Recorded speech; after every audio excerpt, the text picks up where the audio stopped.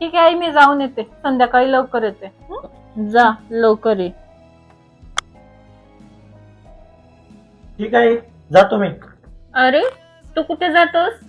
अरे सुमिता चालली, सुमिता सोबत चाललो मी. का? ती जाईल की स्वतः स्वतः? तू का जातो सारखं सारखं सासरवाडीला तोंडवर करून? जेव्हा तिनं जाईल तेव्हा माग मागे जाणं गरजेचं आहे का? असं काय देतात त्याने तुला सारखं जातोस तोंडवर करून तिथं? अरे आई, तिने एकटी कसं जाईल बरं?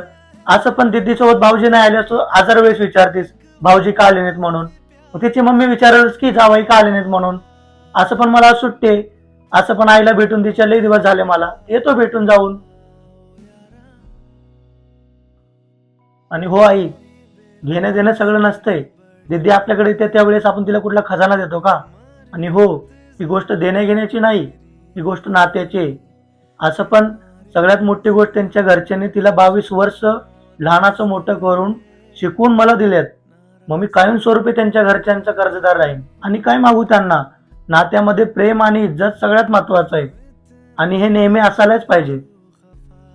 ठीक आहे, जसं तुला ठीक वाटेल तसं. जा लवकर ये. ठीक आहे.